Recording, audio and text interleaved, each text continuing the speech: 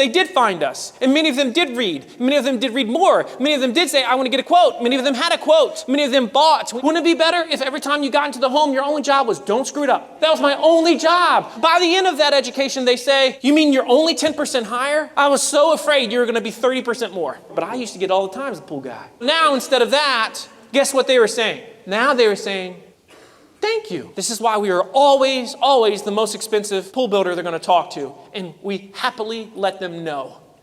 I want to start with a particular phrase. And this phrase is changing the world, 0 moment of truth. This number 70%. So I'm going to find it. And then the smartest person in the room is going to tell me the relationship between 70% and 0 moment of truth. And this has to do with the way buyers have changed. Okay? So 0 moment of truth is the moment that a potential buyer, it's the moment you now know they might want to do business with you. Okay, so that's 0 moment of truth. So who can tell me the relationship between 70% and 0 moment of truth? And again, this has to do with the way that we've evolved as buyers. Anybody have a guess? Don't be shy. 70% are never contacted. All right, 70% are never contacted again. Good guess, my friend. All right, what were we going to say? The decision making? Okay, what about the decision making? Like yes or no, like they've already made up their mind. Yeah, and what's your name, by the way? Clayton. Clayton, okay, good. Clayton, nicely done. So this is what we know, that today on average, 70% of the buying decision is made before 0 moment of truth. 70% of the buying decision is made before they call you, before they contact you, and certainly before you step into the home to shake their hand. On average, they're 70% home. Now, you might say, I don't know if it's like that in my space, and you could be right because there's times when it's going to be higher, times when it's going to be lower, but this is the average. And we need to analyze it because it's fundamental to our conversation today, right? So let's say we went back 20 years ago, essentially right when the internet was just getting started, okay? And we say, what percentage of the buying decision was made before someone talked to a salesperson, let's say 20 years ago? What do you think that number would have been? Anybody? 10%. Yeah, 10%, 20% maybe. So at 10, 20%, 20 years ago, today we're at 70%. So the question for you, me, everybody in this room, where is this number going to be over the next 5, 10, 15 years? Where's it going to be? It's going to go up, right? Is it going to go back? It's not going to go back. This is a pill that we've got to swallow. Another pill. This is a very, very important one. If this number's true, and let's just assume that you have these departments in your company. You might not call it this, it might be the same person, but either way, if this number's true, which department of your organization has a greater impact on the actual sale? Is it the sales department or the marketing department? Which one? Marketing. That's exactly right, Nate. Yet notwithstanding, when a company is in financial trouble, oftentimes the first department that gets cut is who? Marketing. And generally speaking, when we're looking to grow the business, the first department that gets hired is sales. So the question is, why is it that way? Because of the 10% before. We are stuck in the past. It's always been that way. We can put a name of a salesperson next to a name of a customer and we say, oh, look there's attribution. Now, I know many of you might not have a CFO, but let's say even with your accountant, what's crazy is to this day, many businesses still, if you look at a financial spreadsheet, they will consider sales as revenue, marketing as cost or expense. And in 2020 and beyond, that mindset is terribly flawed. Because never in the history of the world have the two been more overlapped than they are right now. And we have to start seeing marketing a bit differently. Now, this doesn't mean it's the end of sales as we know it. It just means that we've got to evolve. And we're going to talk today about how we can evolve, and it's going to be really, really fun. I can promise you that. But we've all got to embrace that from the beginning. Okay, so my quick story. Some of you heard it this morning. I used to be a pool guy. In fact, I still own a swimming pool company. We do fiberglass swimming pools, okay? So we started this company in 2001. I was literally right out of college. Things were going okay for us. I mean, we were struggling, but we were getting by. Up until, of course, this number.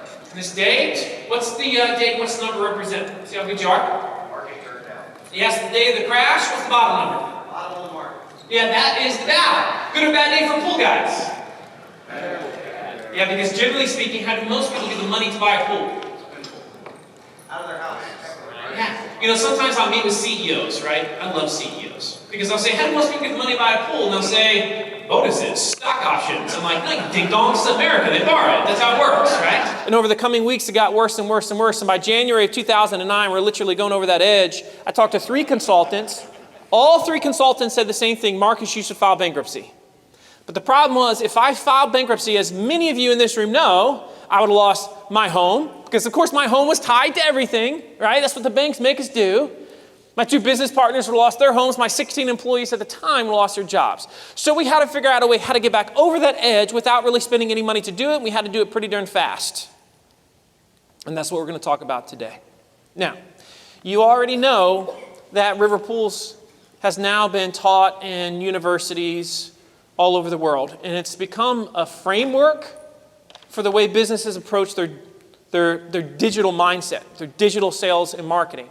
Despite the fact of its success, though, and despite the fact that we're both in a blue-collar space, my fear, and this is always a fear, because it doesn't matter where I go now in the world, doesn't matter what culture, there's essentially 2 types of people in every single audience. 2 types. First type of person, they hear what you say, that new idea, that new thing, and they say, maybe we could do that. Maybe that's possible. Maybe that would apply to us. I could see how that might work. That's first person. Second person, of course, are the opposite. They say, what's your name?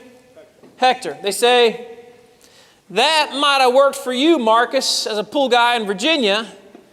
But you see, here at Hector's Roofing, things are a little bit, go ahead, different. What percentage of businesses in the world truly believe they're different? 100%. Nobody's ever said to me, yeah, Marcus, we're just like them. Nobody's ever said that. Yet, the reason why somebody entrusts you with either their roof or their home is the same reason they entrust me with their backyard swimming pool. It's the same reason why Dimitri brought me here today. It is the emotion that allows someone to give you their money. And this is the one thing that binds every business together, regardless of what you stinking sell. What is the emotion that allows someone to give you their money in return for a good or a service? Trust. If I came to you and I said, is trust going to be fundamental to your business in 20 years, what would you say? Absolutely. If I came to you and I said, is Facebook going to be fundamental to your business in 20 years, what would you say? Probably thinking, I certainly hope not. I hope we have advanced past that as a civilization at that point. And so, Facebook is a platform. Trust is a principle. When did trust start? Didn't. It's always been. Always will be. I want to show you today, and I'm very serious about this, I want to show you today how you can become the most trusted voice in your space, in your town, in your city, in your region. If you follow the principles of what we talk about today, it's going to give you an ability to expand your business like you never realized possible. I was just a little swimming pool company in Warsaw, Virginia when I started. Then I was a pool company in Warsaw, the Northern Neck, and Richmond area. Then I became a swimming pool company in the Richmond area, in the DC area. Then I became a swimming pool company in the eastern side of Virginia, as well as Maryland. And then we became a national swimming pool company. And then we became international. I don't know what's next. I don't know what's next. But I do know that we are following the same philosophy and principles. They haven't stopped. They won't stop. So that's what we're going to talk about today. So my ask for you is this. It doesn't just apply to my message, but it applies to every single message that you hear this week. And that is that we first, before we put ourselves in that stinking corner that says we're different, that we always have an open mindset and we say, is it possible? If you're willing to do that, say yes.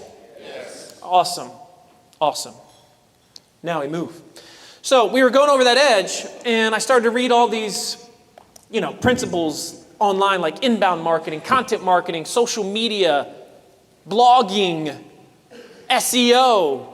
And what I heard in my simple pool guy mind was this. You know what, Marcus, if you just literally obsess with the customers you get asked every single day when you go into a home, and you're willing to address those on your website, you just might save your business. So I said, well, I can do that. I can talk about that thing I'm talking about in the home, and I can do it on my website. And so we embraced a philosophy of obsessively listening, and we called it 4 Simple Words, which has now become that movement, that framework, which of course is they ask, you answer. So what does this mean? It means basically this. They ask, you answer, is this obsession that if anybody has ever asked you the question, especially in a sales appointment, that you feel like it's your moral obligation to address it on the front end during the 70% while they're digitally vetting you, yet you don't know they exist. Because you recognize that if you don't address that question and they're looking for it and they cannot find it, they're going to do what? They're going to go somewhere else. And you say, I refuse to allow that to happen. Because if they're going to learn it, they're going to learn it from me, daggone it. They're not going to learn it from somebody else. Whether it's good, bad, or ugly, I'm going to own that conversation. The ask you answer is the willingness to evolve the way that we sell because the buyer wants to buy differently. It's the willingness to evolve the way that we teach because oftentimes the buyer wants to learn it differently. Kind of like what we were talking about this morning with video. Our opinions on video don't matter, do they? The only opinions that matter is whose? The customer, the marketplace. Never allow personal opinions to screw up smart business. Happens all the time. I've been guilty of it, probably you too, right? So that's the ask you answer. What's interesting is most companies don't embrace it. They instead embrace what we call ostrich marketing. And ostrich, when it has a problem, what does it do? Yeah, it buries its head in the sand, which is actually a total myth, but we'll use it because it's a dang good example, right? And so it buries its head in the sand because it thinks, what's going to happen with the problem? It'll go away. But does it ever go away? So has there ever been a question that you get all the time from homeowners, potential customers, where you said to yourself, you know what, we really can't address that on the website. If they ask us when we meet with them, we'll address it then. But up until that point, let's just not go there. Anybody got one? Because you're getting ready to think of a whole bunch here in a second. My friend, what's your name? Matt, okay. Go ahead. What were we going to say, Matt? I was going to say, why should I spend more with you? Okay, so the money component. Money. Like that one, Matt. Good, Matt. We're going to talk about that one. What else? What's something else that we generally don't like to talk about on the front end? Go ahead. Insurance claims. I like that one. In other words, any potential negative that could happen. Anything that could go wrong. Yes. There's 5 subjects that move the needle in every single industry when somebody's researching a company like yours. It's true for pools. It's prolific in the roofing and home improvement industry. There's 5. What are the 5? We call them the big 5. They move the economy. They're what you want to know before you engage that company. They're what you want to understand as buyers. But generally, companies don't like to talk about them. Here are those 5 things. As buyers, we are obsessed with. How much is it? What are the problems or the issues or the negatives with it? How does that thing that I'm looking at compare to that other thing that I'm looking at? What's everybody saying about it? And what is the best it? Whatever it is. This, my friends, moves the economy right here, literally. Think about all the times you have researched online a company, a product, a service, and you've researched these things right here. This makes up the majority of our research as consumers. Now, here's what's crazy. As buyers, we're obsessed with this. But as businesses, generally speaking, we don't like to talk about these things. Not until they ask. Not until after the 70%. Not until after the handshake. Not until after we've lost a whole swath of them and we don't even know it. Because we never earned the right to have that visit in the home. Does anybody here have content on your website right now? Like at least a little bit of content on your website? Anybody here? Okay, good. What's your name, bud? Colin? Okay, good. Yeah, Colin, good. So Colin, I want you to be very self-aware right now, right? It's very important. What percentage of the content on your website right now does a great job addressing these 5 things? I would say a majority of it. Really? That makes you very different. Well, I'm a digital marketing and advertising company. Oh, you're a digital marketing advertising company. So you cheated. So you're a digital marketing company. Yes, sir. Roofing industry specific. Roofing specific. Good for you. Good for you. Okay. I knew you had to be weird for some reason. So, the question is, how do we address these 5 things? And that's what we're going to talk about. Because if you're willing to address these things, you will stand out. And even if you don't win, let's call it search or SEO, which, by the way, this will dramatically help you in that department. You're going to win when they come to that site and they say, my gosh, they're different than anybody else that I have researched so far, and I want to call them. That will happen if you're willing to address these things. But again, I want to show you exactly how it should look and how it should sound. And we're going to start with the big elephant in the room. Let's start with money. I need everybody's participation because this one's fun. And it's literally almost like a conversation on psychology. So by a show of hands, how many of you have researched how much something cost online, let's say over the last year? Okay, show of hands. Anybody not done this? Anybody Amish in this room that I need to be aware of? It's totally respectable, by the way. Okay, now, when you're on a website, and you're researching cost and price, and you cannot find it, what is the emotion you experience? What's the emotion? Frustration. You're going to say that. It's the F word of the internet. So the question is, what gives you the right in this moment to feel frustrated? And you do have the right, but what gives you the right? Why are you so frustrated? Because no one's giving you the answer, my man, and you are the what in this moment? I'm the customer. I'm the buyer. I'm trying to give you my money, and you're making it really difficult. So in this moment of frustration, I'm going to call them on the phone instead. Oh, you don't do that either, do you? Because instead of calling them, or instead of digging further on that website, you as the buyer, you as a searcher, you keep doing what? You keep searching. And you search until what happens? You find the answer you're looking for. And generally speaking, whoever gives you the answer you were looking for, they're going to get what? Your business. If not your business, at least you're going to get first contact, first phone call. And I'm sure we could all agree in this room, if we had a choice, we would always rather be the first company contacted every time. Now, what's the psychology? The psychology is the real reason we get so upset is because we know as the buyer that they know as the business the answer, or at least a semblance of the answer. And because we know they know the answer and they're not giving it to us, we now feel like they're doing what? Hiding something from us. And the moment you feel like anybody is hiding anything from you online, what happens? Trust is gone. And what is the business we're all in? Trust. So by a show of hands, again, self-awareness moment, everybody participate, please. Right now, how many of you talk a lot about cost and price on your website right now? Raise your hand. The mic's not working. I don't think you heard the question. Now, isn't this interesting? A minute ago, we said, it's my right to know. I do not stay. I do not call. And then I asked you that question, and everybody started giving me that grumpy look and said, but you don't understand my business, pool guy. See, I wish you all could see what I see. This is the part of the show where there literally is almost this frustration building in the audience. You start to have a civil war with yourself. You understand your behaviors.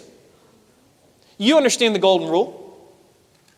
You know what you would want in that moment. And I say to you, but do you do it? And you say, well, so let's analyze, shall we? Because it's so fun. There's 3 major reasons why we as businesses don't like to talk about cost and price on our website. Let's look at each one. First major reason why we don't like to talk about cost and price is, anybody, come on. Competition. Love that one. Now, here's the funny thing about the competition. If I came to any of you all that have been in your area doing work for any period of time, that are in sales, and I said to you, do you have at least a pretty decent sense as to what your competitors charge? What would you say? Absolutely. You ain't dumb. And so, here's the big secret, though. If you have a pretty good sense as to what they charge, it therefore means what? They know what you charge. This is the big secret, non-secret. Everybody acts like nobody knows what everybody's charging, when in reality, we all have a pretty darn good sense as to what everybody else is charging. But besides that, when was the last time your competitors actually paid your bills? Never.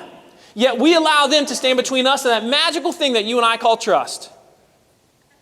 Crazy logic, isn't it? Second reason why we don't like to talk about cost and price on our website. Anybody?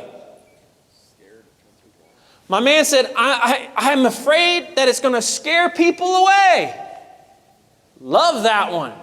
The funny thing about that one is, just a few moments ago when we were discussing our behaviors, we said the thing that actually scares us away in the buying process when we're researching is when the company doesn't talk about the thing. Case in point. Let's say that we want to go to a restaurant tonight, all right, right here in Orlando. You're going to take a loved one. You've never been there before. If you've never been there before and you want it to be a great experience when you go to that restaurant tonight, you're probably going to do or research two things before you go so as to make sure it's a great experience. What are the two things you're going to do before you go other than make a reservation so as to make sure it's a great experience? Anybody go? Yeah, you said it really fast. Good. Reviews, and you're going to look at the menu. Now, here's where it gets really interesting. If you go to the website and you look at the menu and there is no pricing, are you still going to go? Now, some of you are thinking, I don't know, is this going on the company card or not? It's a pretty fair question. But this is what we have found to be true. In that moment, 80% of all people will not go. And it's not because they can't afford it, but what's the reason why? That's right. Because the moment they left it blank, they planted a seed of doubt. And when seeds of doubt exist, inertia occurs. It's the same reason. What's your name? Todd. Todd went to that restaurant. And Todd noticed on the menu that they have lobster. Todd stinking loves lobster. But next to the lobster, there's a little problem. What does it say next to the lobster? Market price. Now we have a dilemma, don't we? The dilemma is this. Todd can ask the server how much the lobster is or not. But he knows if he asks and he doesn't order it, it makes him look cheap. And Todd, we already know you're cheap, brother. I mean, you ain't got to tell us, right? And so instead, what does he do? He orders the chicken. And that's how it goes again and again. Why? Because the chicken was safe. It wasn't about being affordable. It was safe. There was no doubt with the chicken. You say, I don't know if it's the same thing, Marcus. It's all the same thing because it's all rooted in the way that we think and our daggone brains. Third reason why we don't like to talk about cost and price. We say things like, every job is different. If I came to you, Brent, and what do you mainly do? Roofing or something else? Okay. If I came to you and just answer me yes or no here, and I said, can you help me understand the factors that would drive the cost of a new roof or roof replacement or repair up? Could you help me understand those factors, yes or no? If I came to you right now and I said, can you help me understand the factors that would keep the cost of a new roof down? Could you explain that, yes or no? If I came to you and I said, you know what, you gave me a quote for a new roof. I really appreciate it. A few of your competitors gave me a quote for a new roof. It's interesting. Some of you are very expensive. Some of you are less expensive. Some of you are in the middle. Can you help me understand why there's a delta, why there's a difference between you and your competitors? Could you help me understand that, yes or no? And of course, over the years, how many times have you had to justify or at least explain why you cost what you cost? All the time, but yet we wait to explain and justify and really teach and have that conversation until when? Until they say no. How many have you lost up to that point? You can't measure that. We have no idea. Because if we did know that, it would make us sick. Absolutely sick. Now, some of you are still not convinced. And so because you're not convinced, let's analyze swim pool for a second. How much does a swim pool cost? A fiberglass pool, that is. All right? Said 20. Could cost 20.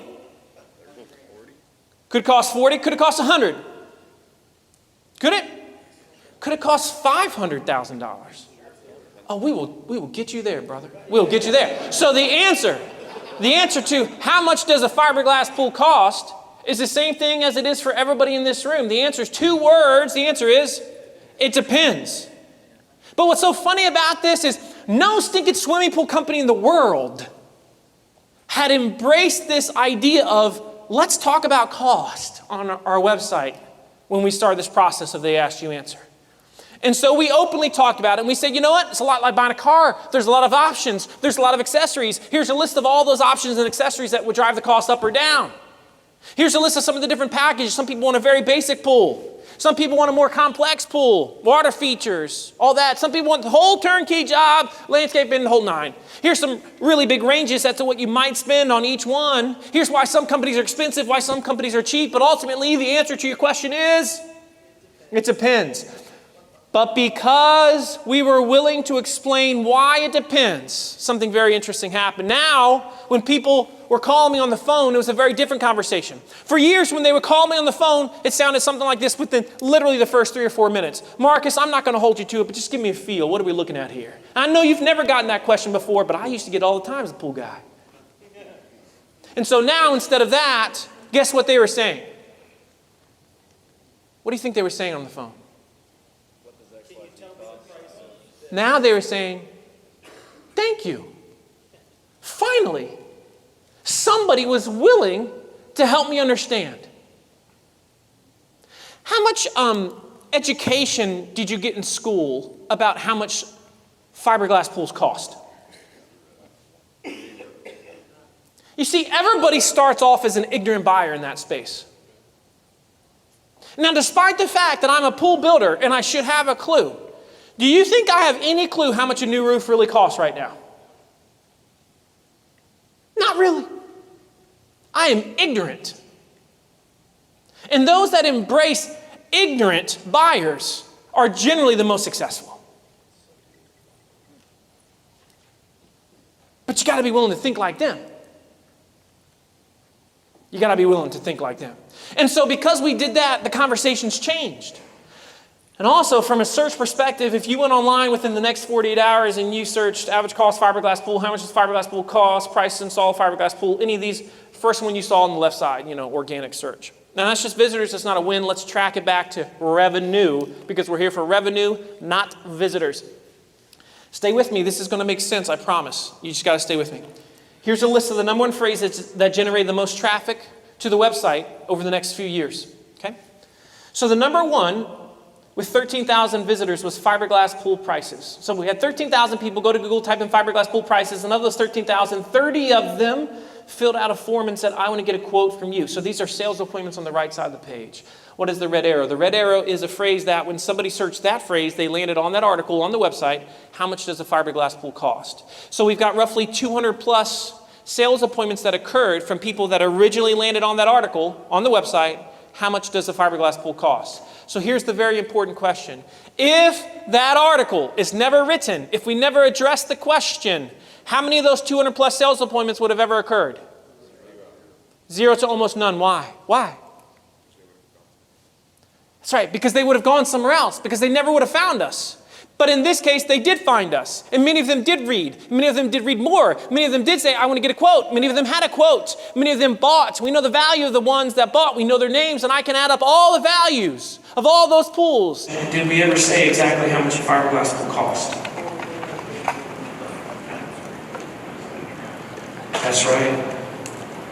So am I saying that you have to put a definitive price list on your website? Yes or no? What are we espousing here? What are we saying? Educate them why.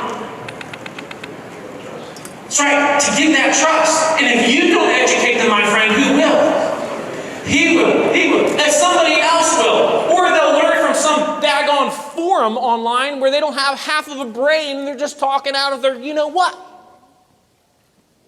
But you are the one that's the expert. Daggone it, they should learn it from you.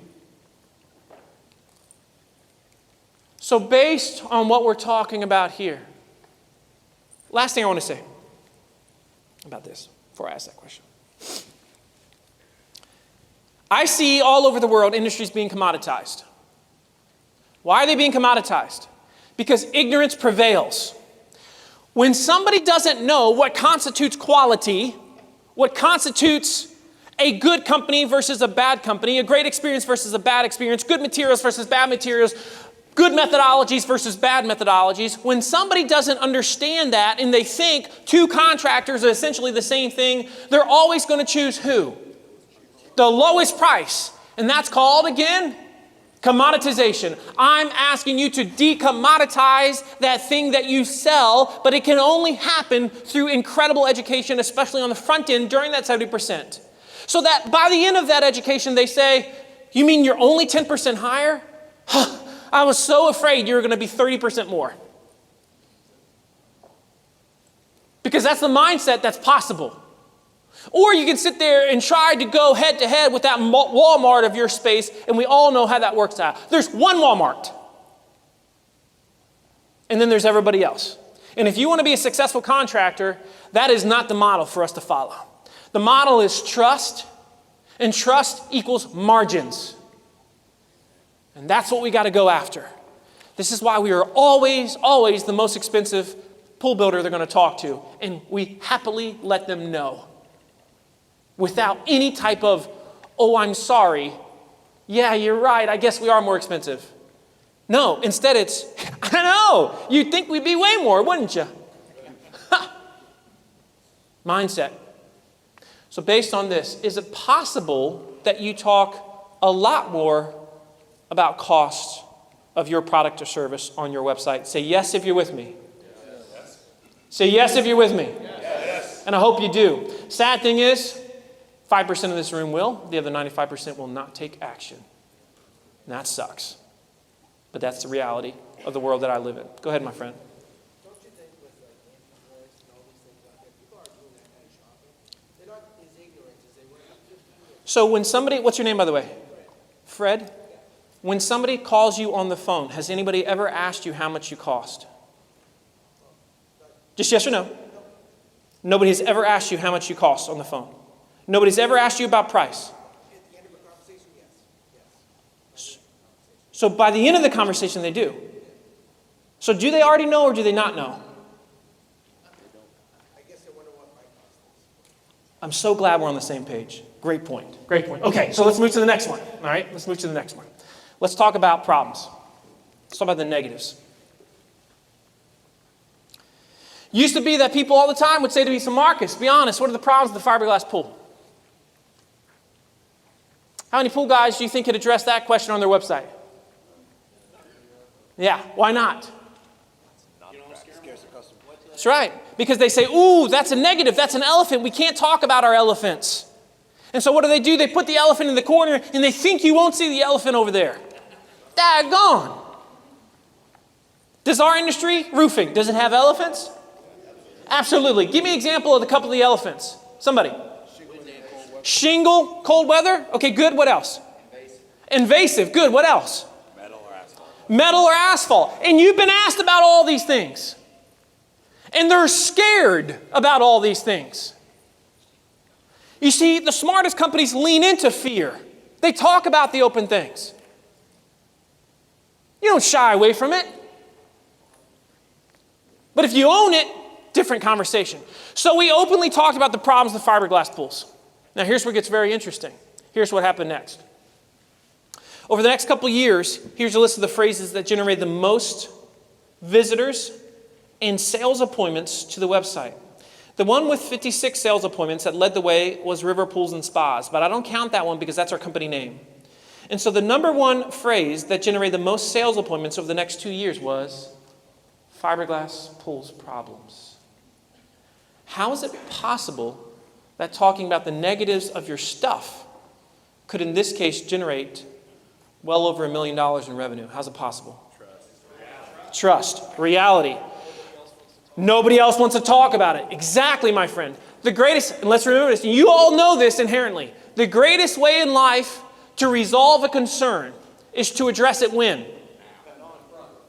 That's right. Before it becomes a concern. That's why, Clayton, if you ever run for political office, what do you have to do first? You got to tell them you smoked dope back in the day, brother. You know what I'm saying? That's what you got to tell them. Okay, good. Good. All right? So, everybody's like, how does he know Clayton like that, man? I thought only I knew the Clayton. No, we know your jam, Clayton. So, that being said, you have a choice. Any negative question. You ever heard that question before? Why is XYZ so expensive? You get it all the time, right? That's one of the first ones you should talk about. Just like they say it. Openly talk about it through text, through video. Is it true that? Somebody told me that. Your competitor said that. Openly talk about it. Own every one. Get in front of it. And if you get in front of it, you will own the conversation. Here's one of the companies that I've worked with. They're called Sheffield Metals, and they produce metal roofing materials. And when they started the process of they ask, you answer, they were not dominating whatsoever on the web. And today they literally own, when it comes to metal roofing conversation on the web, as a manufacturer, they own it. Now, they produced, one of the first videos we had them produce was 7 common problems with the metal roof. Now they make metal roofs, but they are talking about the 7 common problems with them. Now, after what was the first 8 months, look at this. 125,000 views. Because people want to know. And they're not afraid to talk about it. If you want to become the leader, the thought leader of your space, this is how you do it. Pretty cut and dry. Used to be that people would ask me all the time, Marcus, be honest, tell me what's the difference between a concrete and fiberglass pool?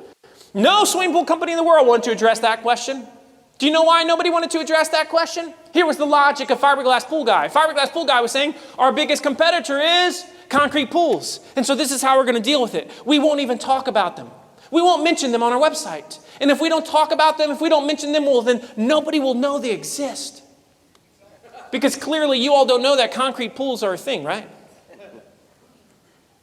So we openly talked about the differences between fiberglass and concrete pools. Now, by the way, did we say fiberglass pools were better?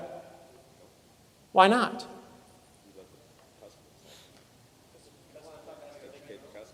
Yeah, because they're not always better. And that's the truth. Some of you specialize in certain types of shingles, correct? Give me an example of something you specialize in, Russell. We're an Owens Corning Platinum preferred contractor, so Owens Corning's what I sell. Yeah. So is there ever a situation when your product isn't the best fit for someone's roof? Is there ever a situation when it's not the best fit? One that I can think of, yeah. So malarkey you can install in a lower temperature, so Yeah. in northern climates. Yeah, perfect. Now, the question is, you can either hide from that or you can just be open and say it. Now, you live where? You do your business where? Salem, Illinois, so. Yeah, Illinois, right? St. Louis area. Right, and so it's just one of those things where you can openly say we don't have problems here in Illinois with this. But if you're living in Alaska, well, this is may not be the best solution for you. And now they say, wow, he was willing to call a spade about his own product. So we openly said fiberglass pools aren't for everybody. They don't get wider than 16 feet. They don't get longer than 40 feet. They don't get deeper than 8 feet. You cannot customize them any way you want. But if you're looking for a low maintenance pool, it's going to last you a lifetime. That's less than 16 by 40, less than 8 feet deep. And you can find a shape that does fit your needs. Well, then it might be a great choice for you. But because we said that, once again, today if you go online, you compare any type of in-ground pool, we're the first one you're going to see. And here's what's funny. Look at this. Concrete versus vinyl pool. Do we sell either one of those two? But do we want to own that conversation? That's exactly right. Because if we own that conversation, I can therefore do what? That's right. I can introduce myself as well to the one that maybe didn't know fiberglass pools exist. Because when we started this process, fiberglass pools made up 7% of the residential pools in the U.S. Today, 19%. We've essentially elevated an entire industry 12% in the marketplace through education. That's how it works. Think about all the comparison questions you've been asked over the years. And you've been asked, so if you're me, which would you choose? Or tell me, why is that thing that you're talking about better than this other thing? Remember, if they ask you, it's worth repeating. To your point earlier, can't they find it on Angie's List? Sure, but is Angie's List ever inaccurate? Absolutely. And do we want Angie's List to educate the market? Heck to the no. What we want is we want to make sure that they see you as the Angie's List. Don't ever settle on somebody that is not in your space educating your prospect. And then finally, reviews and best. I love this one. We're going to combine the final two. We talked about costs, we talked about problems, we talked about reviews. Comparisons, and now we're going to talk about reviews and best. And this is arguably one of the most controversial. It's also one of the most effective, especially for anybody that has a location-based business. You will love this if you just do this. So, before I tell you what happened, quick story. Have you ever been in a situation where somebody said to you, we like you, we do, we think we want to do business with you, but if we don't do business with you, is there anybody else that you might recommend? Yeah, anybody ever heard that? Yeah, I bet you love that question, right? How do most companies, and I'm not saying you, but how do most companies answer that question? Yeah. Well, I mean, to tell you the truth, that's a tough question. I mean, the way we do what we do, it's just nobody does. I mean, we get our shingles from this, it's moon rock, you see, and it comes, and it's just very special. And geez, golly day, I can't help you.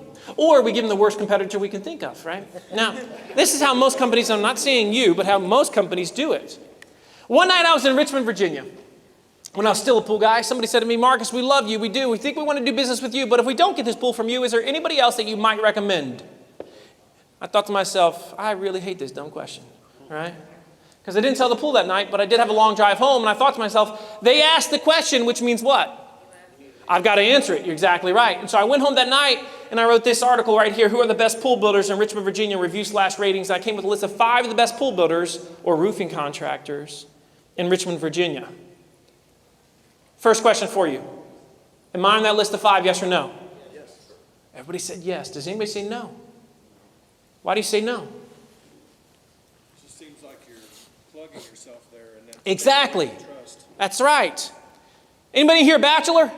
Raise your hand, be honest. Any bachelors? Okay, right here, right. Clayton. Oh, Clayton. Clayton you live where? Southern Illinois. Southern Illinois, Clayton. Yeah. So if Clayton gets asked by the Chicago Tribune to write an article that is the 10 most available bachelors in Illinois, and then he puts himself number 1 on that list, how does it appear to the market? Self-serving. Now, the sad part about this is Clayton is sitting here saying right now, my gosh, this is the greatest idea I've ever heard in my life. I'm really thinking I'm going in the top 5. Right, top 5, right, top 5. So no, I'm not on the list. You say, that's so illogical, Marcus. Why would you not put yourself on the list? If they're reading this, where are they? They're on the site. I'm already winning. Plus, let's be hypothetical. Let's say you just moved to Richmond, Virginia. You don't know anybody. You don't know any pool contractors. And so you go online and you search best pool builders, Richmond, Virginia. Very common search. Best roofing companies, your town. Whatever that is, but in my case, best pool builders, Richmond, Virginia. Now, as soon as you search it, lo and behold, one person bothered to answer the question. And you start to read that article. Now, I'm going to read the first couple paragraphs. I want you to stay with me here. I want you to tell me your impression of this company after the first couple paragraphs. Remember, you just moved to Richmond and you're just looking to work with an honest swimming pool company. Here we go. Each year, we at River Pools and Spas, we meet with well over 100 households in the Central Virginia, Richmond area with respect to their in-ground swimming pool installation. And because so many folks know our thoughts and feelings from this website on all things pool construction, they often ask us, who are some of the other builders competitors we have in the area? We're never once to shy away from being blatantly honest with respect to the competition, and we want our customers to be as informed as possible. Here's a list of some of the companies that have a solid in-ground pool building history in the Richmond area. What's your impression of this company right now? Quick, honest. Do you feel like they're an expert, yes or no? Did they say, we are the foremost expert on fiberglass pools in Richmond? Yet you feel it, why? Because they were willing to address the elephant. That's exactly right. So what is the result of this? Well, of course, if you go online, you search best pool builders, Richmond, Virginia, first one you're going to see. But that's not the cool part. The cool part is this. Let's say you went online, you searched my biggest competitor in Richmond, Virginia. Reviews, Playmore Pools, Richmond, Virginia. So they're my biggest competitor. This is a very commonly searched phrase. Once you get past Yelp, the first one you're going to see and the first one you're going to read is who?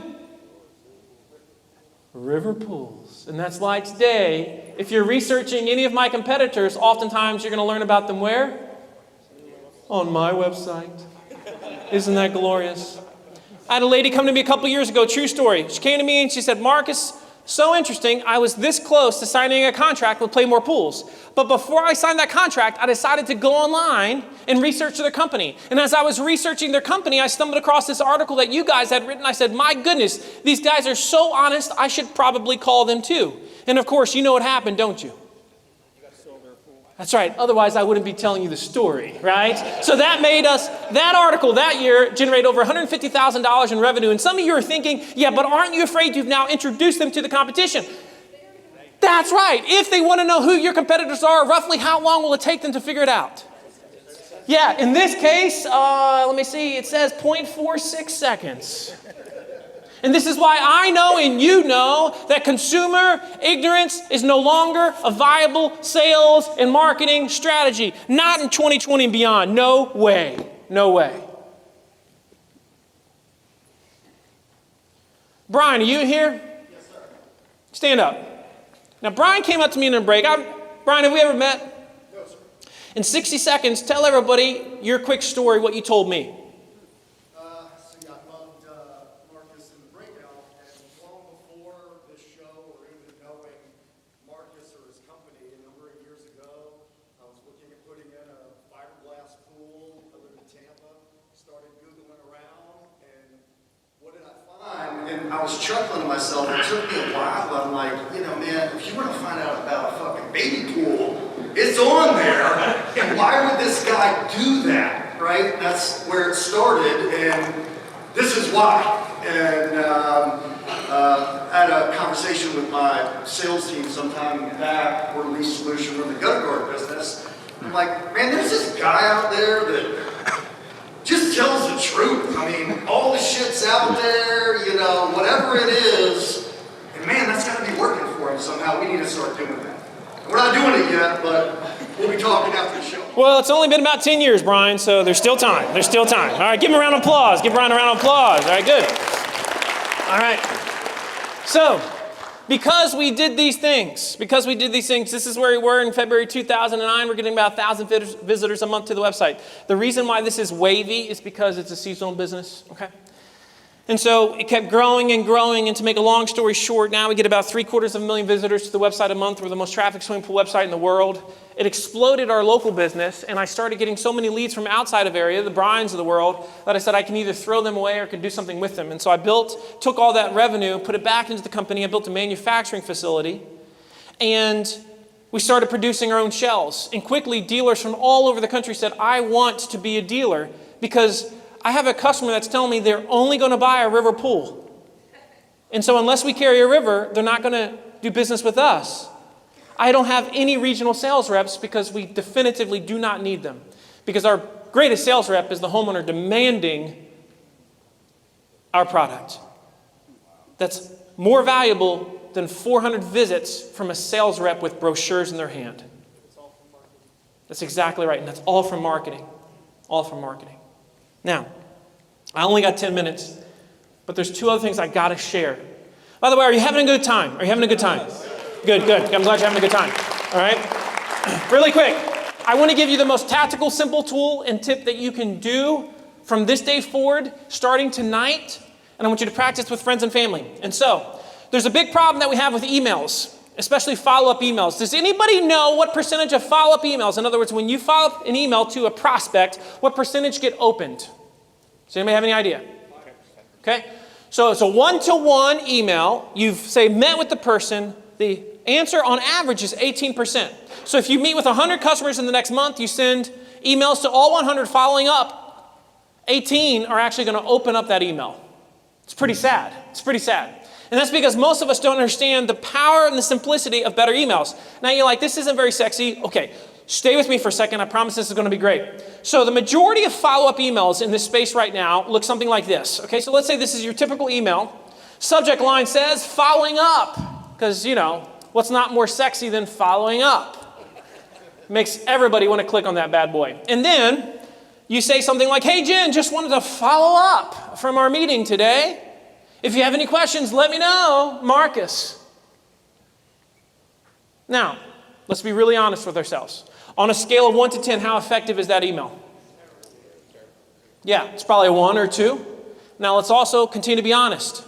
What percentage of the emails we're sending out, especially follow-up emails, looks something like that. What percentage? Probably 90%. We can do better. How can you do better? Is there a way to make sure they open up the email almost every time? Is there a way to make sure they consume it almost every single time? Yes, there are simple ways that are literally free and they cost nothing, and everybody in this room should be using them. So here's an example of what it could look like, all right? What it could look like is this right here. Now, let's say this person's name is Jen. I know you can't see it extremely well, but I'm going to read you the subject line. Average open rate for the subject line, again, is what? Average open rate for emails is what? 18%. So if I put Jen's name in the subject line, guess what? It goes up by 10% on average. We know that. All the studies say the same thing, 10% on average. If you use the word video in the subject line, it goes up by another 10%. If you say something that says you made it for them or regarding them or whatever that thing is, it goes up by 10 to 20%. So you're guaranteed a 50% plus open rate by simply using their name, using the word video, and saying something to the effect of, I did this for you, or regarding that question that you had, regarding that concern that you had. Now, then they see a photo of me and they see their name. Now, what is the chance that Jen actually clicks on this video once she sees her name on the screen like that I'm holding up the card? What is the chance? 100 freaking percent. She literally cannot help herself. She might sit there and say, nope, won't do it. I won't give you the pleasure. And she has to do it. She has to do it. Has to do it. I mean, how can you resist that right there? I mean, that is called clickable, right? Now, the beauty of this is I have gotten in touch with famous people. I've gotten in touch with people that ghosted me. I have had prospects get back to me and say, that was so cool. So easy to do. Now, the thing about this is, it doesn't cost a thing. The tool is called Vidyard, okay? It's a Chrome extension. Write down the word Vidyard. Add it to your laptop or your iPhone. It's not on Android yet, but add it to your laptop tonight. Now, you have to be using Chrome as your browser. But being that it's the year 2020, I think it's about time you started using Chrome as your browser. That's probably a good suggestion at this point, okay? Now, I would recommend this. 100% of our sales team, they send out any follow-up emails with a video. Any and all. If you want to do a cold email, do this. If you want to start getting people to open up your emails and consuming them and getting back to you, if you want to wish somebody a happy birthday, if you want to give somebody a thank you after the job has been done, if you want to follow up with them 6 months later, do it like this. It's a game changer. It's so simple. And again, how much does it cost? Zero. Okay, I got to say one final thing before we're done. Okay, and I know we're right up against it, but I still have to say it. We got 4 minutes. Dimitri, we okay? Where you at, bro? We're good, bro? All right, you're good. I know you're good. That little fancy looking outfit. Okay, good. Okay, so how many pages of your website do you think your average customer would be willing to read before they buy? 2. Okay, it's funny. I heard 2 and I heard 1. Now, some of you are saying, well, being that my website's 1 page right now, I guess, yeah, okay. So I want you to know that we're all grossly underestimating the willingness of buyers to consume information so as to not make a mistake with a purchase. I discovered this at the beginning of 2013. I was looking at 2 groups of people on my website. This group here had filled out a form and they bought a pool. This group here filled out a form and they hadn't bought. And so I said, what is the difference between the ones that did versus did not buy? And what we found was the number 30 kept jumping out underneath the group that had bought. What do you think that number 30 represented? Total pages viewed. Here's what we found, and pay attention. If somebody read 30 or more pages of the website before the initial sales appointment, they would buy 80% of the time. If they did not hit 30 pages, the closing rates were roughly 25%, which is industry average. So what was happening over the course of those 30 pages? That's exactly right. They were self-selecting. The trust through education was increasing. They were opting in or opting out. And so if you knew that all you had to do was get your prospects to read 30 pages of your website, I'm being hypothetical, what would you do differently? Number 1, my man said, I'd probably have more pages because, again, if your website's 15 pages, you can't say, hey, could you read my website twice? You can't do that, right? So you got to have more content It's got to be based on them, their questions, their needs, their worries, their fears, their issues. But you've got to be intentional about this in the sales process. So let me very, very quickly, because I cannot leave without at least telling you this, we completely revolutionized the way that we sold. Somebody like Nate would call me up back in the day and say, hey, Marcus, can you come out to my home this Friday and give me a quote for a pool? And I would just say, yeah, sure. But I didn't really get it. Once we understood the power of 30, here's what it sounded like. Now, I'm not saying you should do it just like this, but oh, by the way, you might want to record this right now and start selling, at least on the phone, something like this. You won't regret recording it, so you get a little script right now. You don't have to say, how exactly did he say it? Just do yourself a favor and record this one time, okay? So when you're on the phone with the prospect, before you go to the home, let's assume that you started this process. If they ask you answer, you've got that great content and you want to integrate it in your sales process. Now the call should sound something like this. Nate calls me up and says, hey, Marcus, could you come out to my house this Friday and give me a quote for a pool? And now understanding this, I say, sure, Nate, I'd love to come out to your house, but you're getting ready to spend a lot of money. And if you're going to spend a lot of money, I know you don't want to make any mistakes. So as to make sure you don't make any mistakes, I'm going to make sure that you're really well educated. So this is what we're going to do. As we're talking on the phone right now, Nate, I'm going to send you two things that you're really going to love. The first thing I'm going to send you is a video that's going to show you the entire install process. This way, when I come out to your house Friday, you're not going to say to me, so Marcus, what does this process look like? You're already going to know. Now, time out. How much time did that just save me on the sales appointment? So far, 30 minutes so far. Now, the second thing I'm going to send you, Nate, is a guide that's going to answer all those questions about pools that nobody's addressed yet. Like, should you get a cover with your pool? What's the best type of cover? Should it be mesh? Should it be solid? Should it be electric? Should it be solar? Should you get a heater? Should it be gas? Should it be electric? Should it be solar? Should you get salt? Is salt good or bad? Now, it's about 30 pages, this guide, but I promise it'll be well worth your time. Will you take the time to review those things before our appointment on Friday? And 90% of the time, what does he say? Yes. Yes. That's all you do. That's all you do. And it's that simple.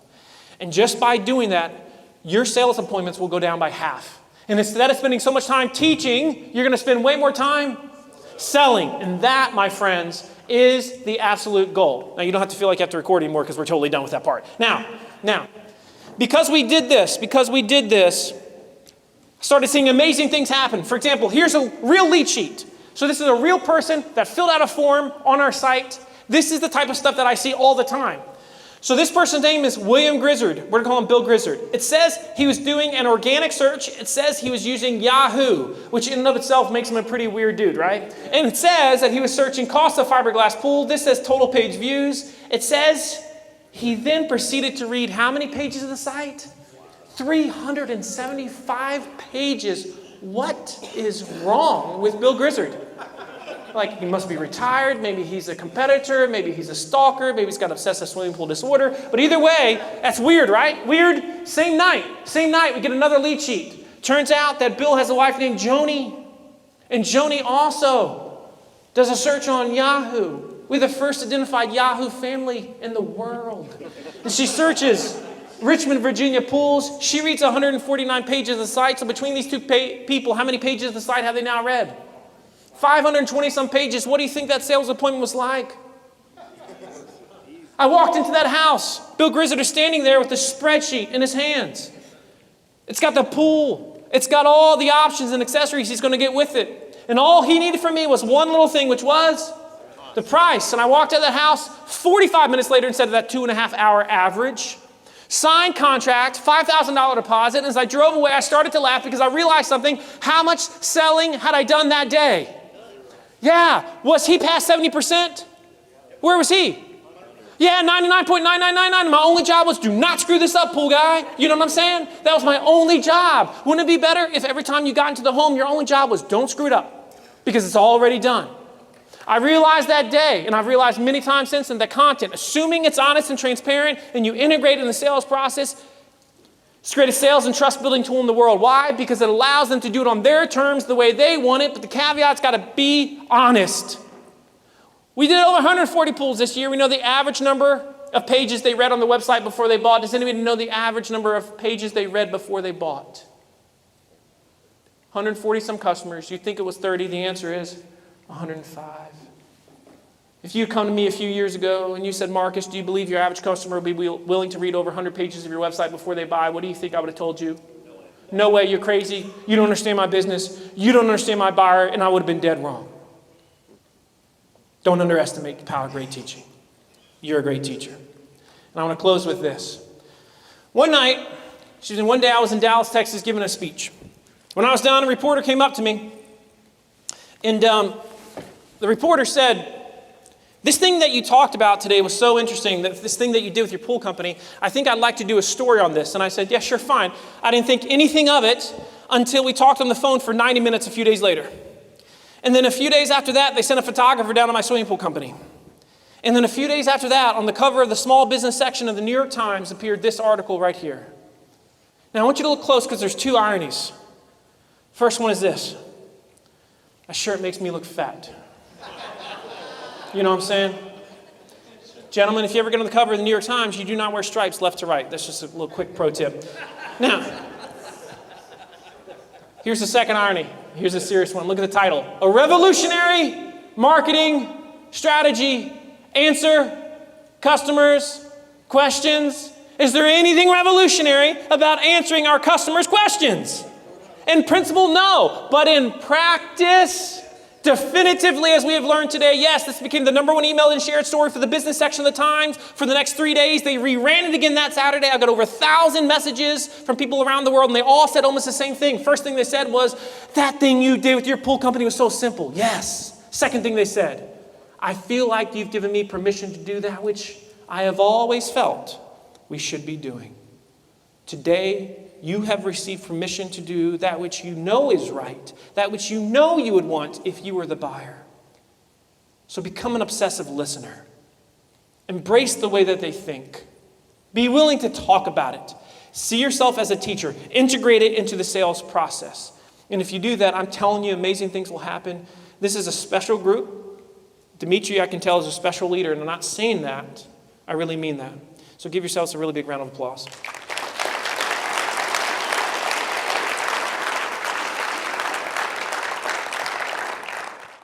%90 of you watching our videos without subscription. I don't know what you're waiting for, but you don't want to miss our sick content for roofing industry. Give me one of those, subscribe to the channel. I'll see you guys in the next video.